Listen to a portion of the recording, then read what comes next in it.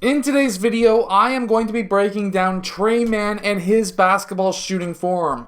Surprisingly enough, we may get two Treys on the same team. Apparently, Atlanta is looking to draft him. So let's get down and let's check out how amazing he is at shooting the basketball.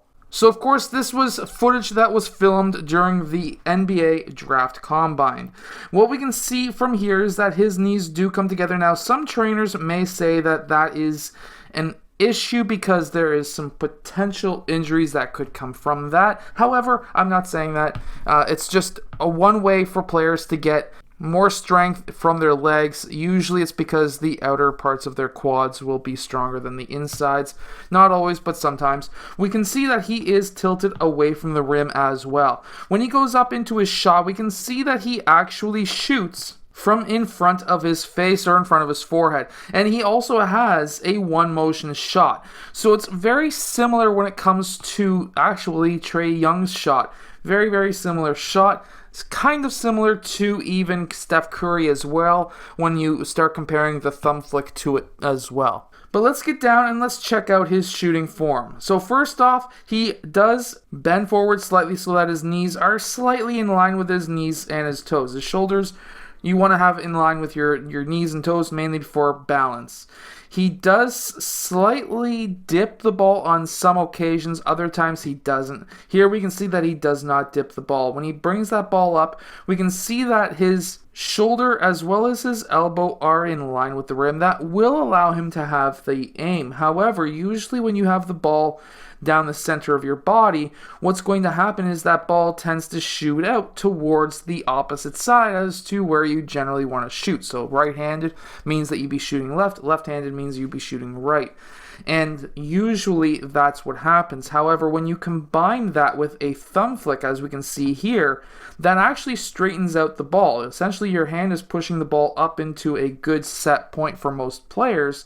And we can see now that the ball is over top of his shoulder and, of course, still in line with his elbow, which creates that shooting triangle.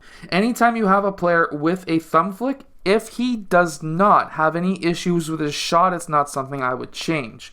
However, if you find that the shot is flat or it has zero backspin, that's when you would want to try and shy away from having a thumb flick. However, if a thumb flick is not affecting the backspin or the trajectory of that ball, then I would not be worried about it. When he releases that ball, he has his elbow at his forehead height, which at the very minimum you would want to have is a forehead height elbow. If you wanted to have more arc, you would then obviously have your elbow above your forehead. We can also see from this next clip that he also has a soft release, which means that his wrist and his hands are soft. They're curved. They're not hard like a Michael Jordan flick. Basically, with a soft release, that's going to give you more arc. With a hard release, it's going to be less arc, but more backspin on that ball. Now, as we can see here, his shoulders are in line with his knees and his toes. We can also see that his right foot is slightly more tilted than his left foot. It seems like his left foot is pretty well straight towards the basket, while his right foot is slightly tilted away. He tries to get his shoulders in line with the rim, but he is slightly tilted away. Some players will find success being squared up towards the rim, while most players will have a slight tilt. And if you're left-handed, you probably have a lot larger of a tilt. The whole idea on a tilt is so that you can get your shoulder and elbow in line. I've mentioned this before, you want to have that in line. That will allow you to have a straight shot. The only thing that I find for most players to be very hard is the fact that the ball, if shot in front of their face, they don't see the defender or the net. However, as you can see here, he is looking at the net the whole time, and clearly with the shooting percentage that he has, it's not really affecting him. Now, when it comes to the thumb flick, is the thumb flick affecting the ball? Well, let's really take a look. Let's try to look at that dark Wilson or Spalding. Most likely it'll be Wilson. The NBA is switching over.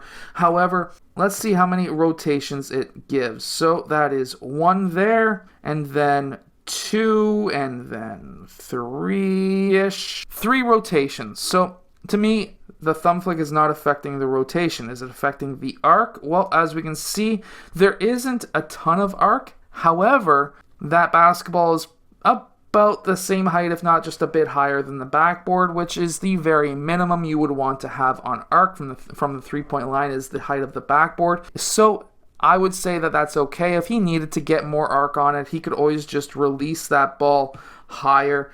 We can see that his elbow's at eye height, and if he was to release it higher, he would get more arc. But at the same time, if he's shooting in the high 30s, low 40s, or even mid 40% range from the 3-point line, then I'm not really going to be massively worried about his shot. Now, his dip is not very huge. We can see that it's just maybe like a bit of a dip there. We can see from chest down to waist. So he lifts from his waist up into his set point, or one motion set point. He tends to actually bend his elbow on the way up so that it stays pretty well bent until he gets to his set point, or at least his one motion set point. So overall, a good shooting form, but for most coaches, they would be trying to change a few things here and there. But personally, I feel like his shot is at the point where he's shooting pretty good. And according to ESPN, he shot 40.2% from the three-point line. So really, at that point, I wouldn't change anything. Maybe try to get more arc by just having a higher release point. But when you start looking at 40%, I am personally not really worried about that. That is shooting higher when it comes to the true shooting percentage than if you were to attack the basket. So overall, fantastic shooter, fantastic basketball player. And if Atlanta gets him, they're going to have Trae Young and Tre Mann. They're going to be able to head the offense together, and it's going to be an absolutely amazingly deadly offense, especially when you start comparing that to a Golden State Warriors that has a Klay Thompson and a Steph Curry. The Atlanta Hawks are looking very deadly right now. I hope that you've enjoyed today's video. If you have, hit that like button, subscribe. I'll see you guys again next time.